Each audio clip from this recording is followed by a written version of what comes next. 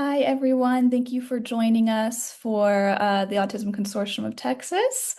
We're going to give everybody a few minutes to join and probably get started about 2 minutes after the hour. Um, while you're joining and while we wait for others to join, feel free to introduce yourself in the chat. Let us know where you're joining us from. And throughout during Amy's presentation, you are welcome to submit questions to either the Q&A or the chat, but we will wait to talk about those at the end of the presentation. And then for anybody on right now who did indicate that they would like to earn CEU credits for this webinar, I will reach out to you in the next 3 to 5 business days or so with a Qualtrics link that will give you all the info you need for that. Um, and I'll mention that again at the end for folks who haven't joined us yet. And yeah, I'll pass it over now to Dr. Magana to introduce Amy. Great. Yeah, hi everybody. I can't believe it's the end of the academic year. And I just want to let you know, we will have one more, I believe, Autism Consortium next month in um in June. So I want to introduce Amy Palin Yu, who is a postdoctoral fellow at UT Austin Texas Center for Disability Studies. I have to say that Amy was my PhD student, or I was her mentor during the PhD program and continue to mentor Amy in the postdoc program, but she's amazing. So she received her master's, of course, from well, not of course, but she received her master's from University of Southern California and her PhD from UT Austin. And she has over 15 years of experience supporting individuals with intellectual and developmental disabilities of all ages and their families as a direct support professional, case manager, social worker, and researcher. So she's worked in all those roles using the socio-ecological framework and intersectional approaches. Her research focuses on family support, workforce support, and disparities among culturally and linguistically diverse families of individuals with IDD. And her recent interests include inclusive research methods with adults with IDD and disability health policies with long-term goal of advancing sustainable family caregiving and strengthening the disability workforce. So with that, I will turn it over to Dr. Yu. Great. Thank you, Dr. Magana. Hello, everyone. Thank you so much for having me here today. My name is Amy Yu. I'm a postdoctoral fellow at Tech Center for Disability Studies, and I'm happy to have the opportunity here to share my work on Chinese immigrant families with you. As we know, family caregiving for people with disabilities is deeply shaped by the intersection of culture and social identities, and it often complicates under the context of immigration.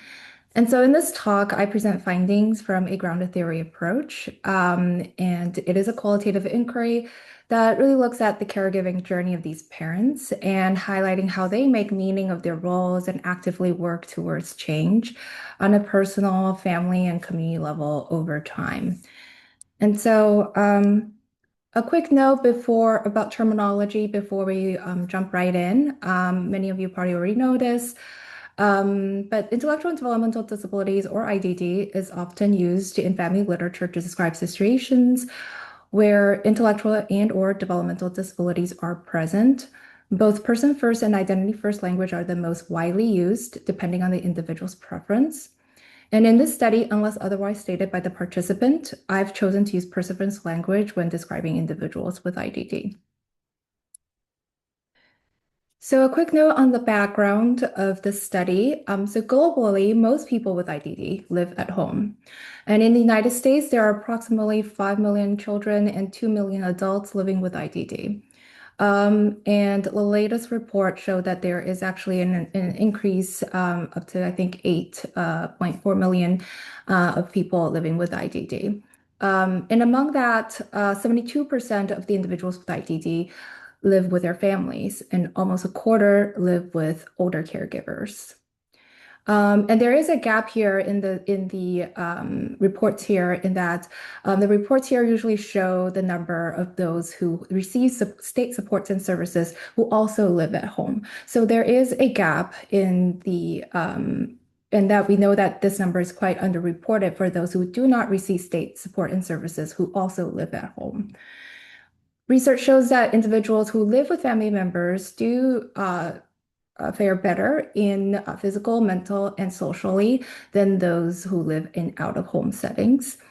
And there are studies about quality of life outcomes for co-residing caregivers. They've been mixed, and so there are some studies that talked about benefits, personal growth, and there are also a lot of studies that talked about their emotional and physical and financial impacts. Um, Individuals within IDD from racially and ethnically diverse backgrounds are more likely to live at home than the general population of people with IDD. And many times it's not only cultural, but it's also financially the most viable option out there. And so, why centering on family caregiving for adults? Adults with IDD face great challenges as they transition out of the school system.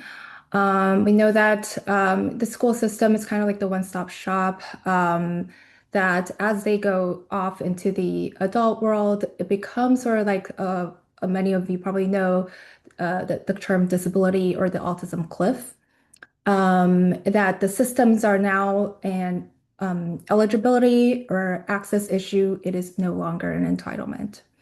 And so these systems are fragmented and are not oftentimes not talking to each other.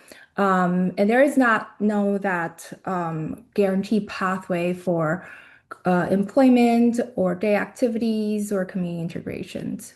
Because of that, there is an increase in the health and mental health risk for adults with IDD. There's also fewer supported housing options. And even if there are the turnover rate for the direct support workers in these housing um, options are very high. And so there creates a lot of instability as well for adults with IDD, which then family caregivers becomes that safety net. And however, family caregivers are aging alongside with their adults with IDD, and they may have other health or financial limitations as time progresses.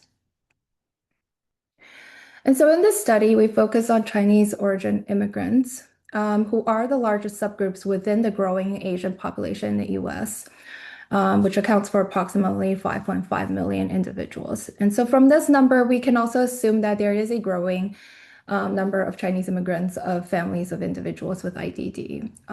Unfortunately, we don't have a precise number of that. Um, Cultural values, particularly in the Chinese cultural values, such as collectivism or interdependence, they really shape that caregiving perceptions and experiences and household dynamics. And their experiences of ableism, particularly within the cultural context, stigma, shame, all could lead to unwillingness to seek help from either the support systems, or informally, or the formal services and networks. And there is a huge gap in understanding these families. The most latest and the most recent meta-analysis, which is not that recent anymore, it's from 2020, but it's the latest, focused on Asian American families, really only found studies on parents of children 0 age to 22. And since then, only one study that focused on Korean American families of adults with IDD. So we know that there is a glaring, significant gap in the literature, particularly those who live at home, really needed that there is no sort of an understanding of what is going on in these families, how we're able to better support them. And so, because of this, I wanted to address this gap, and by coming up with this question: how do Chinese immigrant family caregivers of adults with intellectual and developmental disabilities experience the journey of caregiving and support? This question was very broad, was because there is really wanted to kind of start somewhere, and really trying to get an understanding of what that looks like at home. So I have chosen to use a grounded theory methods. Specifically, there are many types of grounded theory approaches. I specifically use the Strout-Kroban method, as this is a very understudied topic. Grounded theory is a systematic qualitative research methods aiming at exploring areas of limited study by explaining or interpreting individuals' everyday experiences. So the goal of the grounded theory approach is to generate a conceptual or theoretical formulation that is grounded in the data, meaning that it comes from what the participants are saying and how they are conceptualizing their everyday experience. To be eligible in the study, person needs to be identified as a person of Chinese heritage, an immediate family member, a parent or a sibling, a caregiver of an adult with family member with IDD. Person needs to be 18 years older and speaks either English or Mandarin Chinese, live in the United States, and their adult child, adult family member with IDD must be of legal age and lives at home with the family caregiver. I used a purposive convenience snowball sampling, as this is quite a hard to reach population. Um, and so overall, I've conducted interview with 16 Chinese immigrant family caregivers, 15 parents, and one sibling. And for the purpose of this grounded theory study, I've only included the parents, as the siblings finding was quite a bit of variance compared to the parents. The questions for the interview explore their caregiving experience from early childhood through adulthood and asking questions about that their transition throughout various life stages, quality of life, and the challenges that they faced. Um, and so after in total, 26 interviews were conducted. 15 participants completed the first interview, the parents. And after that, I analyzed the data and proposed a initial preliminary interview framework and invited caregivers to review them and provide feedback on the findings. 11 participants responded to my invitation and completed the follow-up interview. And I finalized that with their feedback alongside with my research team members, methodologists, and developed this framework on family caregiving, a framework that helps us understand the caregiving journey of Chinese immigrant parents of adults with IDD. Some descriptions about the participants in this study. There were 15 family caregivers, 12 mothers, 3 fathers. The ages range from 47 to 68. Most are 60 years old and plus. And they're married and live with adult child with IDD. Lived in the US for more than 20 years, and income ranges quite a bit of variation as well. 35,000 to 150,000 and beyond. Most families have 1 or 2 children. And for the adult child with IDD, 12 autistic adults, 5 adults with developmental disabilities, including multiple developmental disabilities. Ages 20 to 39, 10 of them requires daily support in all areas of life. 5 requires daily support, but not in all areas of life. 9 were US born and 6 were foreign born, and these were parent reported.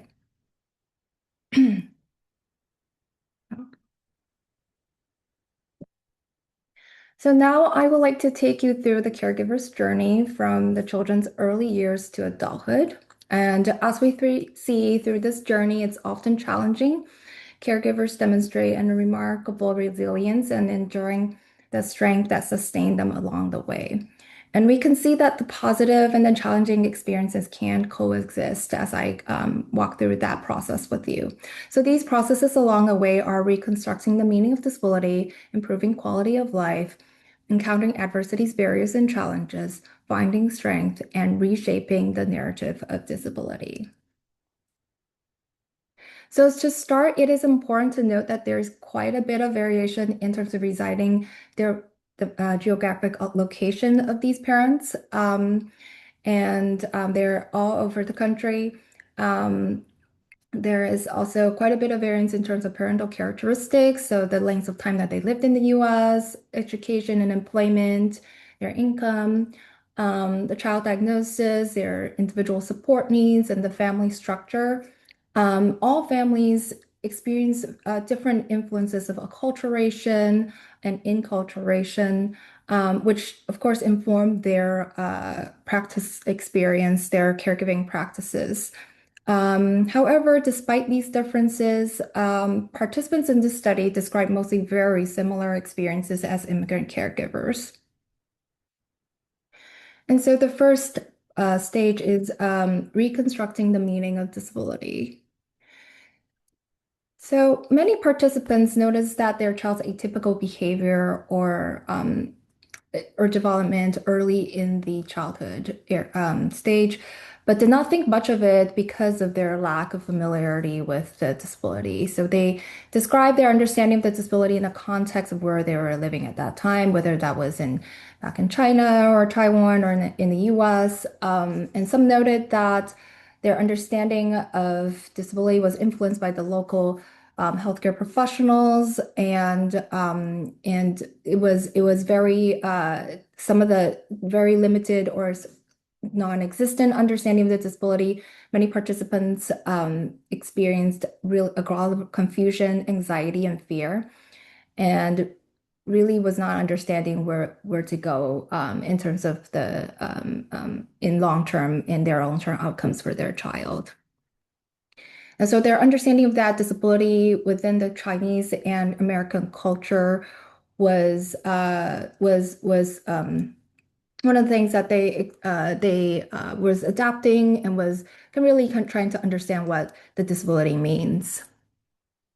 And they also were trying to navigate what disability it was as a way of life. They were trying to think how, as they when they first received that diagnosis, what does that mean to them? And so that's sort of that process of them kind of thinking through, living through that. So I have a lot of quotes here. I will go through some of them, but not all of them due to time, but just kind of illustrate what the process is. But overall, I will sometimes share and sometimes not share these quotes. But you can feel free to read them. And of course, adjusting to personal and cultural perceptions of disability, parenting, and roles and responsibility. And so, in when they first learned about the disability, there was also a lot of just coming to terms with what the child's disability was like, and just to adjusting that personal and cultural perceptions of what that means. How are they going to parent then the roles of different family members, um, and and how they have grown to really accept their child over that, navigating that different daily challenges.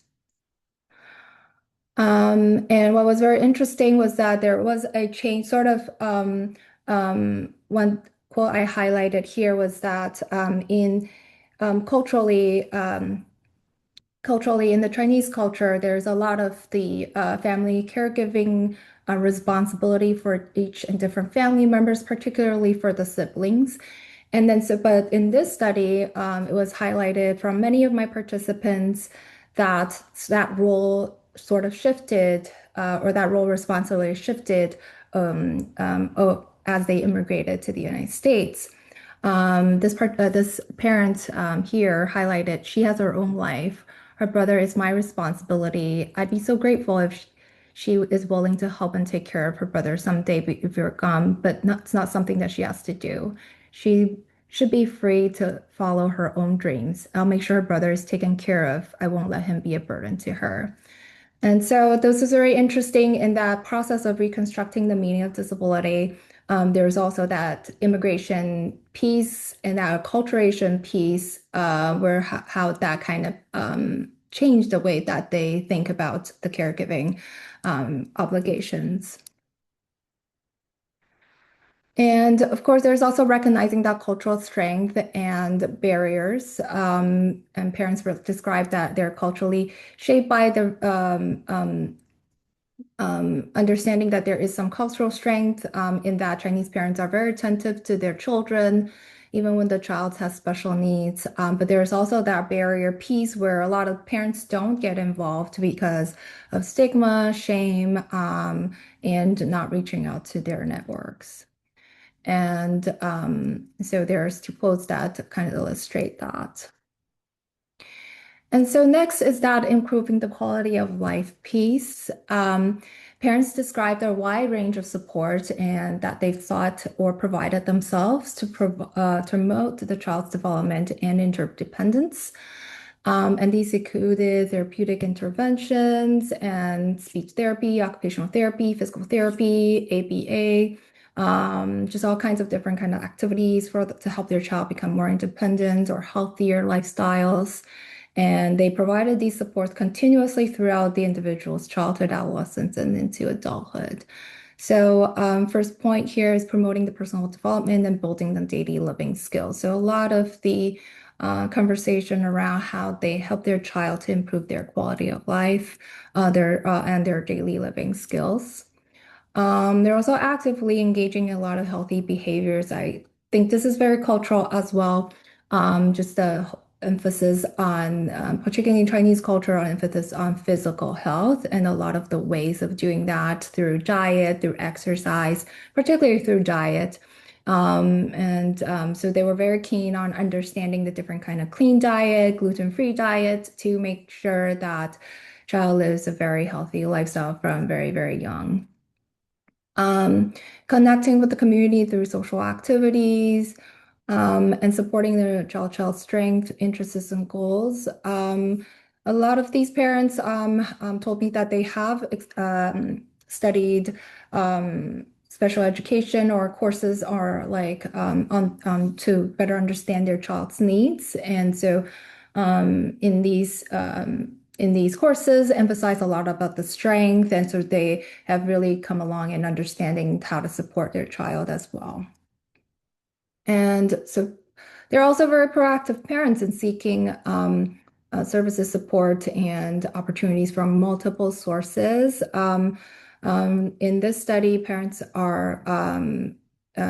parents are very fluent in the English language as well, so they were able to go into different support groups, English speaking support groups as well, and are able to get multiple resources.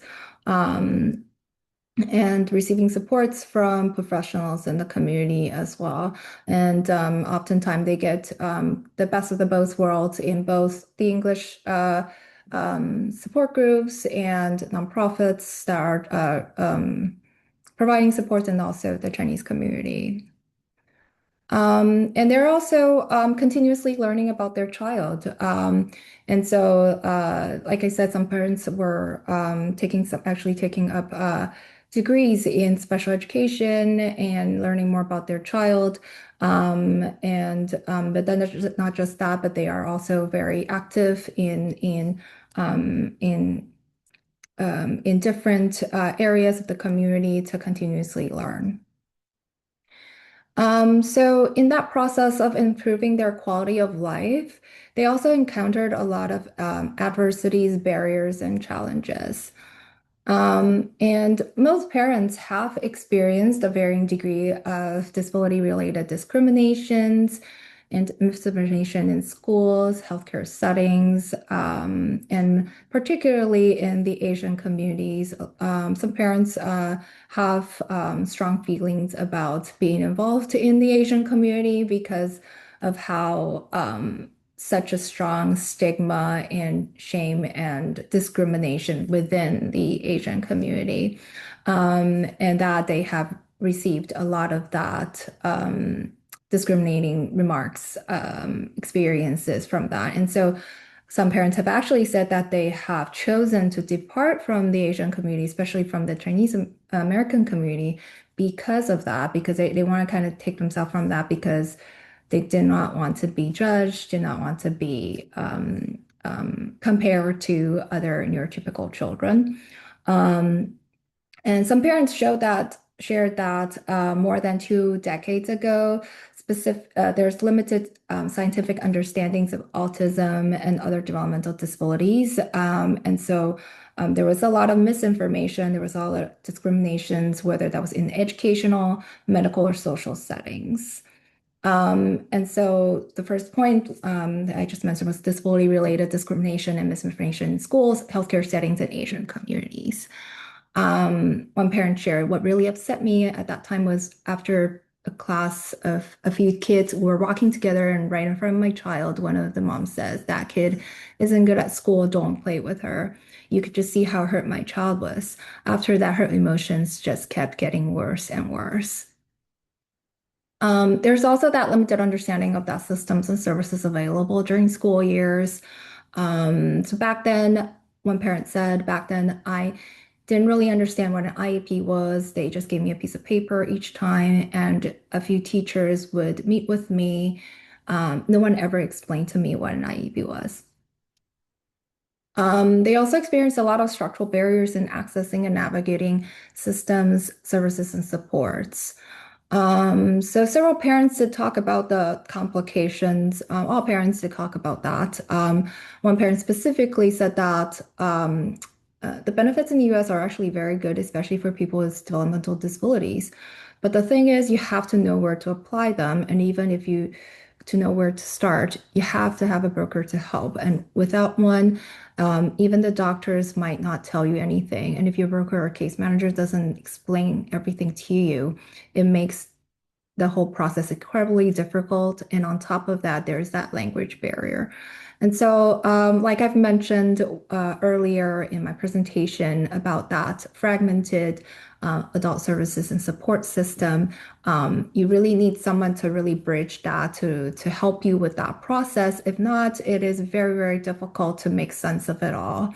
And I think this is not a unique case for Chinese immigrants, but for everybody to really so understand navigating the adult service system is incredibly difficult just in general. Um, and there is also that lack of information, options on services and support and employment when transitioning into adulthood. So there's a lot of discussion on the transitioning piece and the challenges that they faced. This parent specifically said, I feel like the key issue is that while this kind of information is out there, there's still a gap.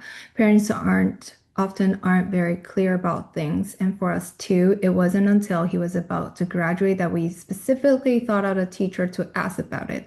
The teacher then went to the consult with someone with some expert, and they in turn reach out to others who are more familiar with this area.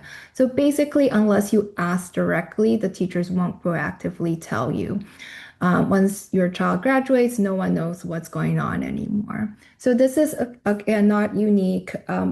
Most of these parents talk about that this transition experience being very challenging, that they were not informed, and that in the school systems, the teachers did not really have a whole lot of resources for them to kind of support that process. And this is all, of course, in English. That was also a challenging barrier for them as well. There's also that lack of quality and reliable support systems and workforce. So once they are transitioned into adulthood, into employment, into different daycare activities, for example, there is still that lack of quality, reliable support. And this participant illustrated how his son actually got a job offer, but could not accept it because of the support system issue. So my son was offered a full-time job, but the job coach said, no, we can't accept it. I asked why. The vendor said, we don't have a job coach available for your son's work hours. And so I said, then let him just do it on its own. They said, if he goes by himself, he'll definitely get laid off. And then in the end, we didn't get the full-time offer. That's something that still bothers me a lot, even to this day. So this is very sad in that even if the child has that offer and has that opportunity, they're not able to continue because of the lack of support system that's out there to support this child. There's also community level cultural barriers to adopting proactive mindsets.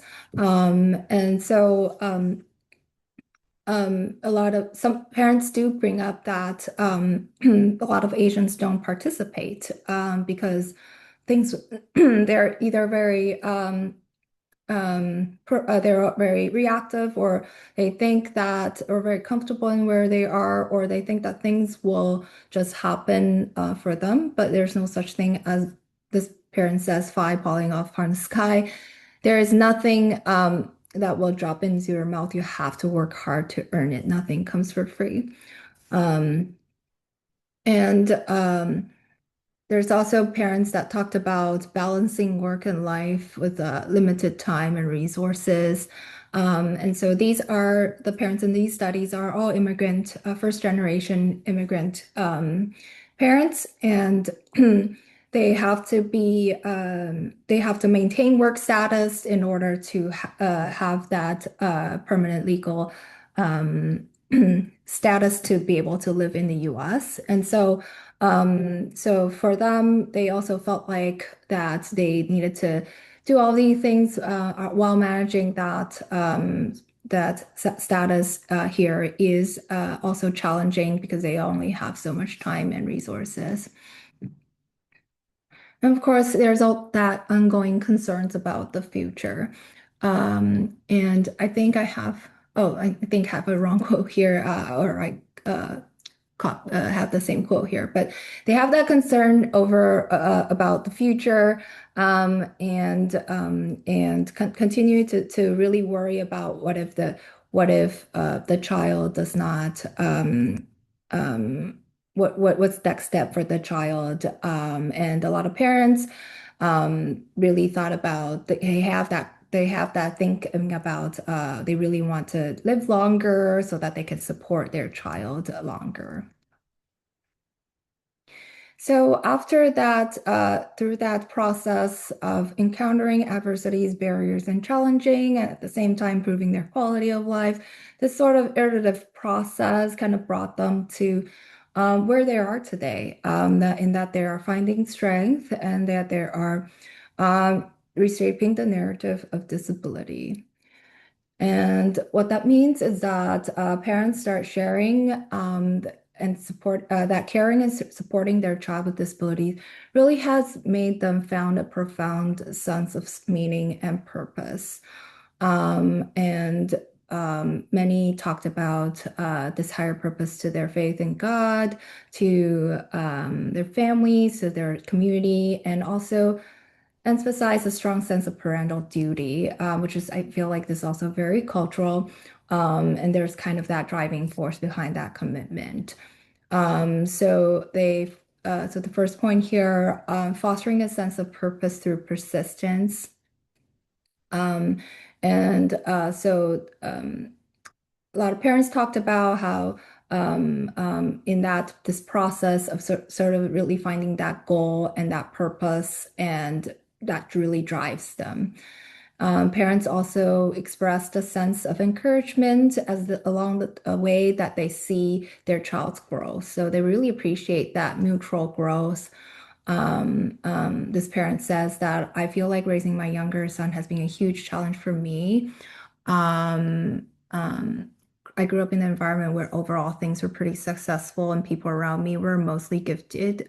So like learning came very easy for me and them. But so when he struggled to learn, it was just really hard for me to understand. But going through this whole journey taught me a lot, and especially how to respect people who are different from you.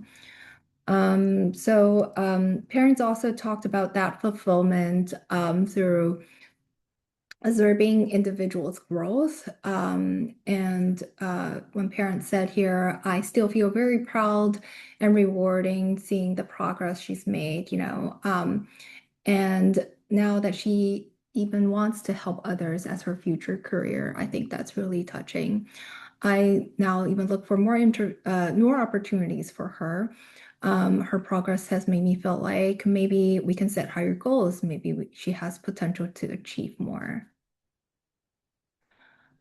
And also, parents then also shared about that through that process of finding strength, they were able to really reshaping that narrative of disability. And so, really sharing that experience and providing support to other Chinese immigrant family caregivers. And are really trying to be that also that advocate alongside for individuals with IDD and families alike. And really trying to be that frontline advocate to shape that narrative of disability. And so overall, we kind of went through that journey together. And this journey from the early childhood to adolescence to adulthood really all contributed to this process of adapting, learning, and persevering towards change. So caregivers found strength in that navigating their own path and kind of leverage that experience to help others. So going back to this framework, really see how like they went from really don't really understand or have virtually non-existent understanding of the disability, reconstructing that meaning of disability, what that meant for them, and throughout time, through adapting, learning, and persevering, they found strength and they were able to be that advocate to really to be the support for others over time. And there is a strong momentum of these processes that leads towards change. As the parents share about their experiences, as they talk about all these different aspects of things that they did and have encountered different challenges. And this process itself was very iterative. It was very dynamic. They talked about how there were good things, there were negative things, there were challenging things. But it all became sort of this add-on to the strength that they had and all these as they kind of trial and error, as they kind of learn through this process. They kept on going and going, but what that was kind of like a driving force for them. And so, overall, this study explored a dynamic journey of family caregiving and support among Chinese immigrant caregivers of adults with IDD. It offers a comprehensive, multi-level understanding of this experience from early childhood through adulthood. And so, so most caregiving studies on adults with ID have focused on the impacts of caregiving, their support needs, and future planning. This is the first study to understand the caregiving process over time, particularly in the immigrant family context. And there's existing literature on adults with IDD was mostly white-centered, and few of those are focusing on those who live at home with caregivers. And like I said, very few focused on immigrant families. And so this is the strengths-based findings kind of extends previous work on how families, although they face substantial challenges along the way, they're also have their cultural strength, their inner strength, their personal strength. They're all leveraging their strength and fostering that empowerment and sense of hope for the future. And so they caregivers discovered that sort of unexpectedly really helping them to becoming more of a compassionate individual.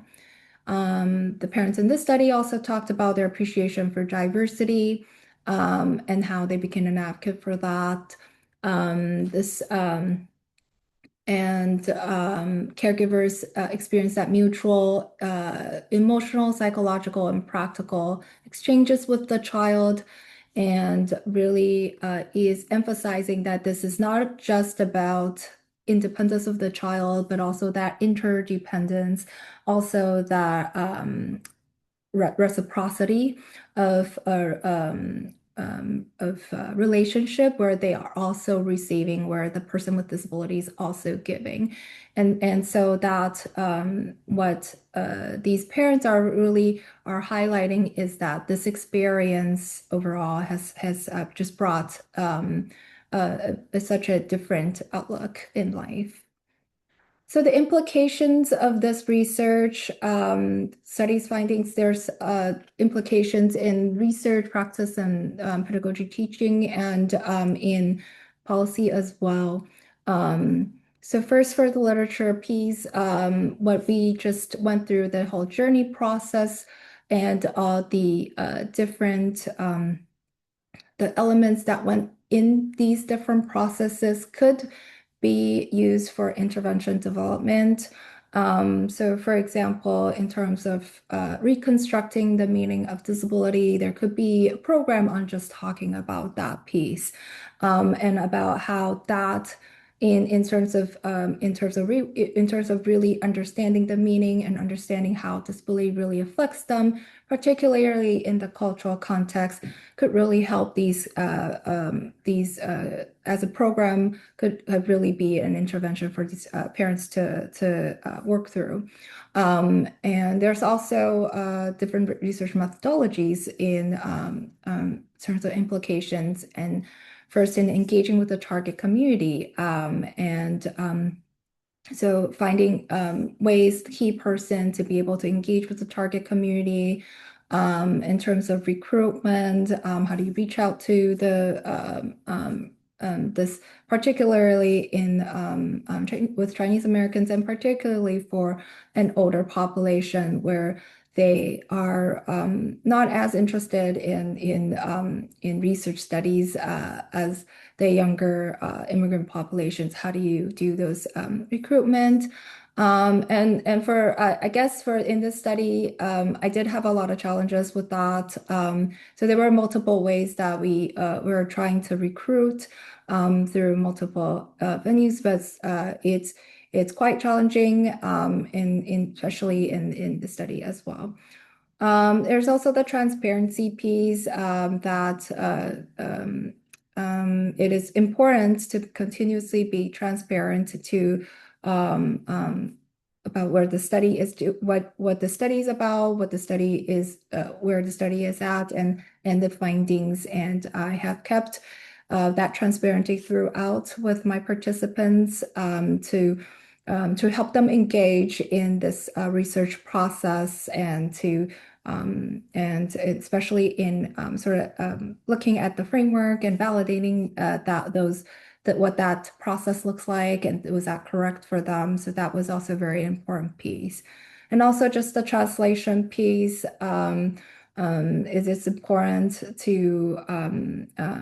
to conduct this research in the original language and also in terms of the translation that there is a lot of the language piece that could be missed throughout that translation. And so that translation, the proficiency of that needs to be quite high so that you can really capture exactly what the parents are saying. There's also that dissemination piece for research in terms of how do you want through this research process, how can we use this as for to disseminate to the community and to let the community know about this findings and research. And some practice. This framework really helps professionals to understand and support families of individuals with IDD, particularly in understanding that acculturation and inculturation means different things to different individuals, and they vary quite differently. And so there's really this study really would inform practice in really understanding that this is a very individualized process and that But it is important to keep in mind that it's not we should not easy to assume that because they're immigrants, so that this and that they might think this and that that they might be at a different thinking about or ways of doing of certain things depending on how they perceive how their culture might have been how they think about it. So this again very individualist process. um, so that it is important to keep in mind as professionals.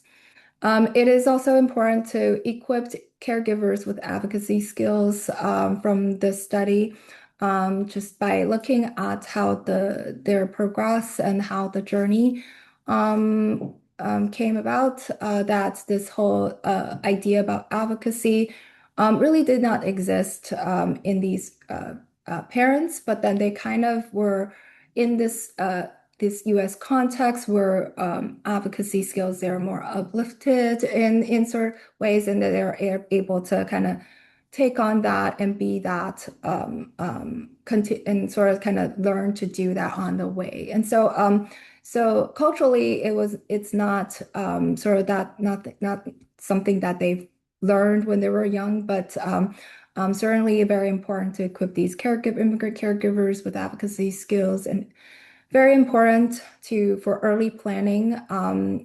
Most of these families, I would say all except for one, have very small families, one or two children. About half of them have only one children.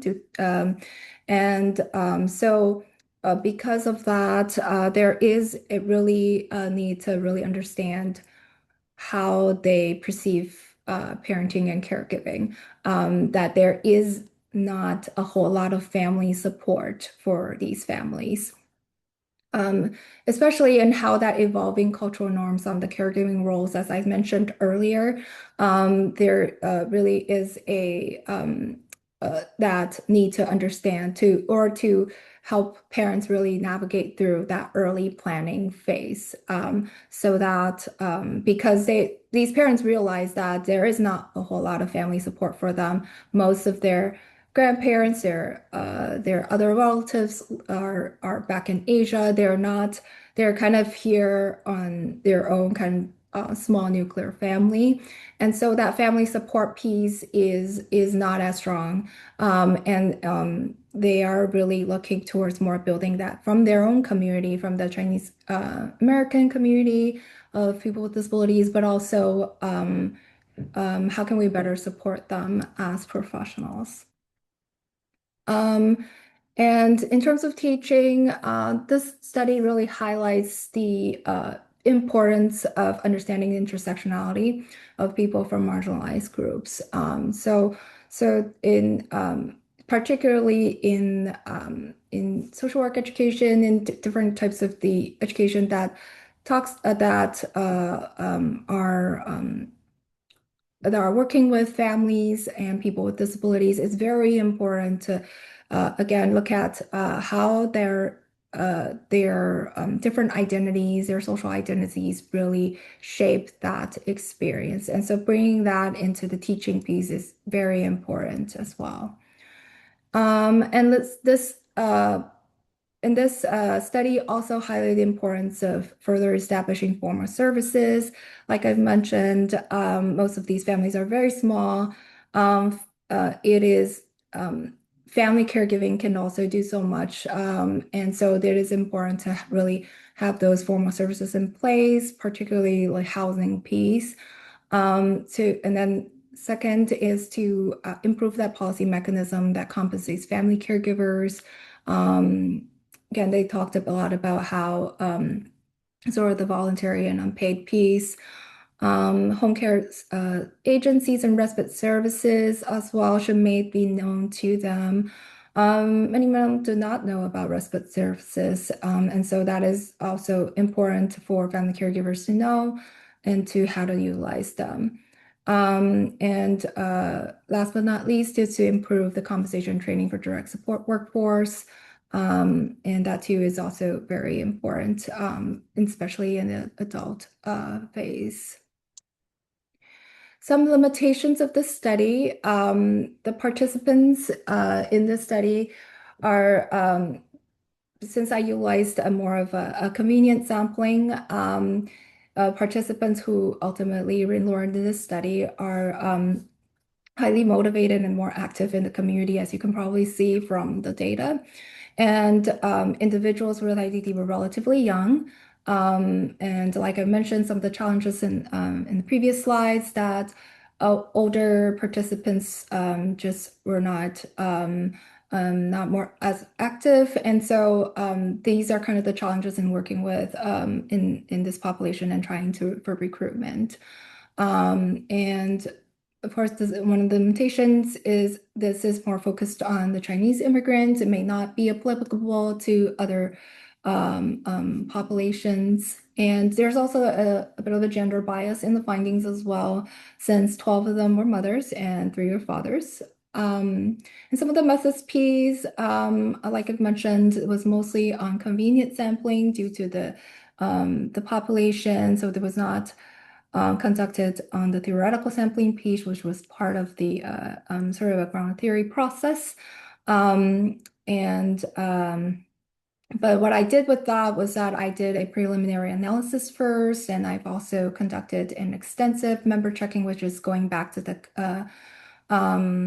caregivers and to ask them about the feedback. So a lot of the so to do that, I was able to kind of compensate some of the things that I was not able to do through some of the limitations I had.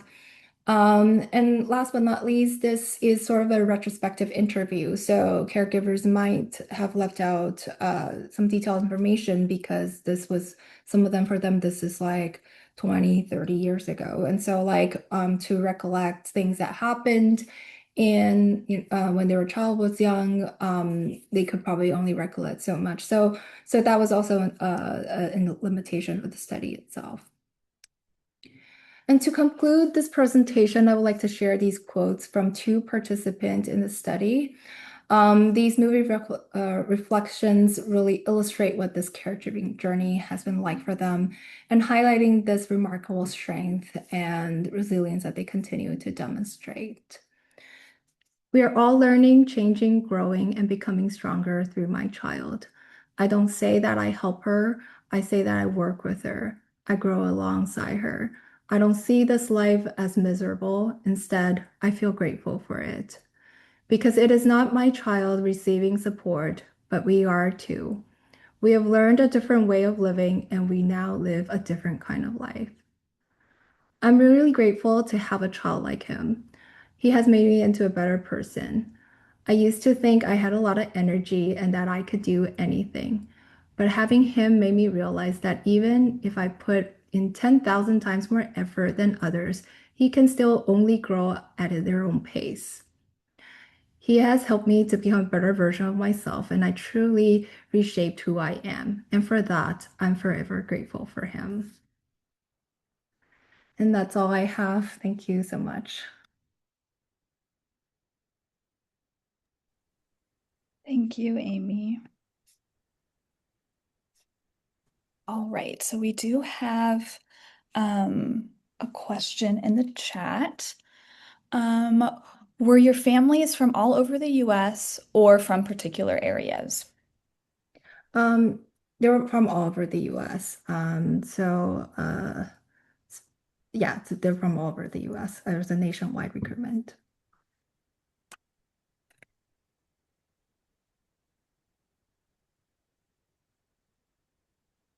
Thank you. And we're getting lots of thank yous coming through in the chat as well.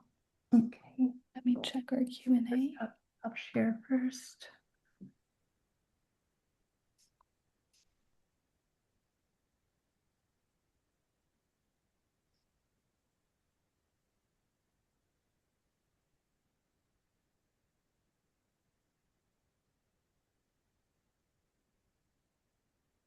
If anybody has any questions for Amy, for Dr. Yu, please, you can unmute, or maybe, I mean, we could help you unmute, or we could, or you could put it in the chat or question Q&A. Yeah, if you would like to unmute to ask a question, you are more than welcome to. I think it's easiest if you raise your hand and then I can unmute you. Mhm. All right, we have a comment. Thank you for providing valuable information that supports and helps me understand the perspective of Chinese families managing autism diagnosis. Thank you.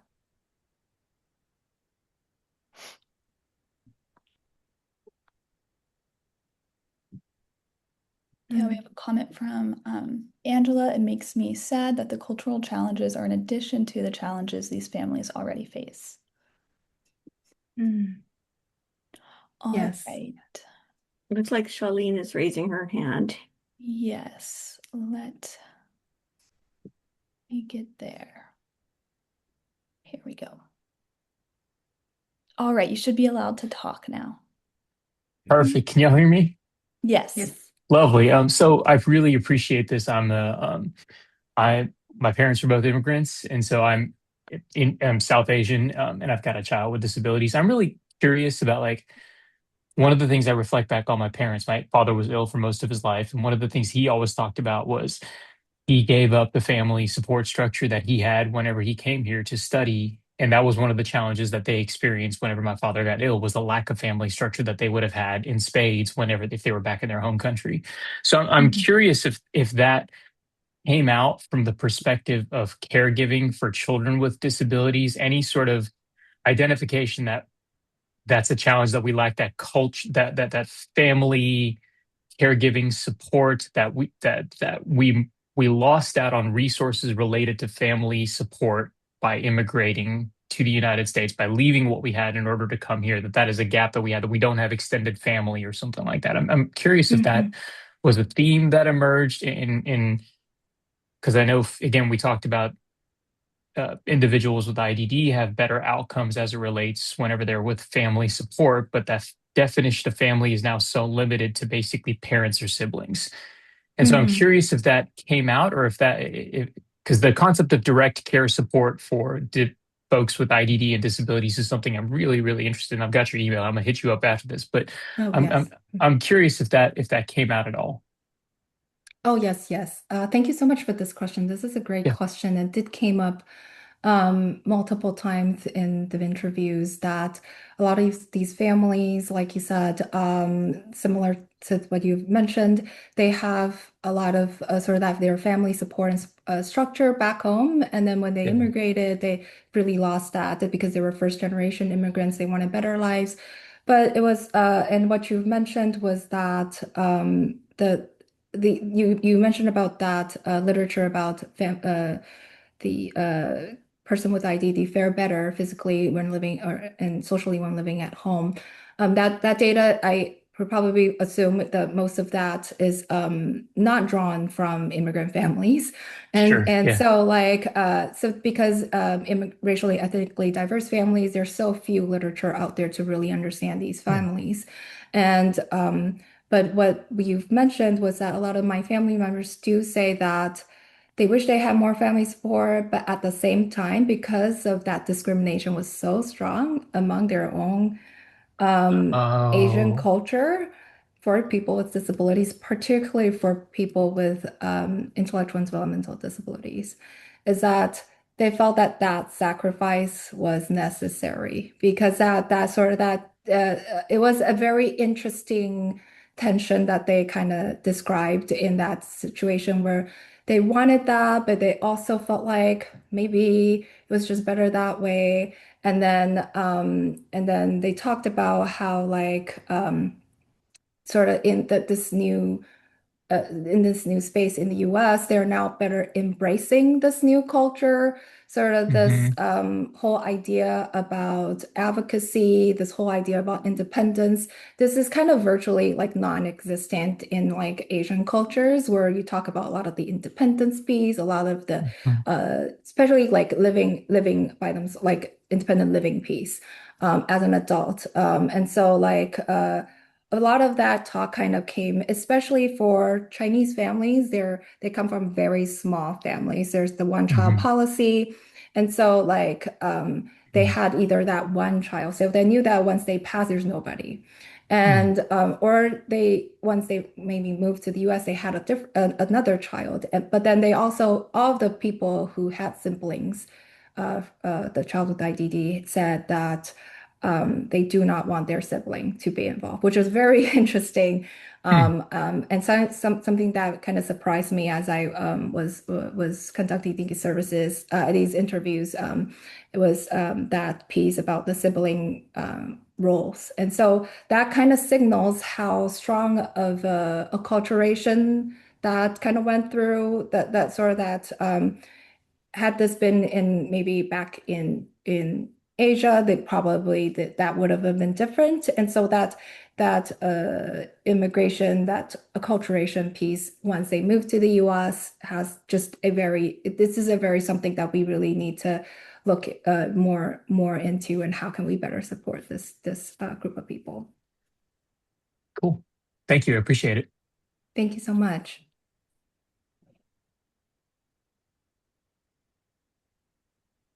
Mm,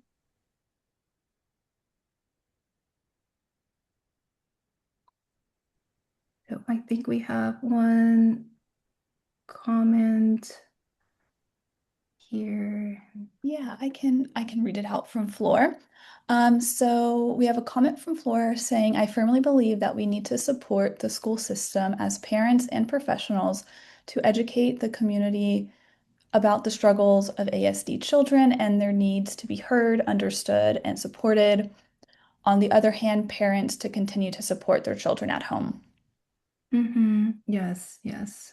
This is a great point. Yeah, and it just hearing from these parents, just felt like there wasn't a whole lot of support when they were in the school system, and they needed to be very proactive in order to get what they wanted. And like I've mentioned, there was a lot of the sort of their challenges as immigrants, and sort of their to be proactive. So even if they want to be proactive, there's a lot of challenges along the way that kind of kind of impede them from being proactive. And so that piece is also, it's not making them any easier. So definitely, yes, this is very important to support them more in the school systems.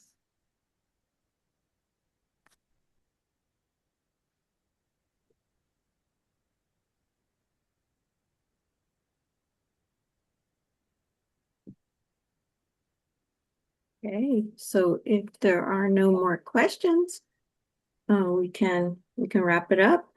But thank you, Amy, I think it sounds like the audience was just like, this is information I've never had before. And so thank you for sharing that. So Mhm, I think it's really important to provide that information to everyone.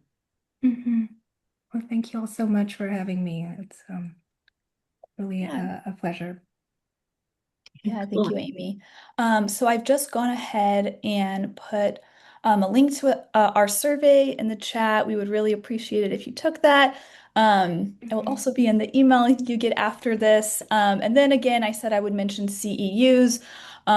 So again, if when you registered, you indicated that you would like to receive CEUs, you will receive an email from me in about 3 to 5 business days with a Qualtrics link that will take you to a form that you fill out, and it auto-generates your CEU, and that will send to your email.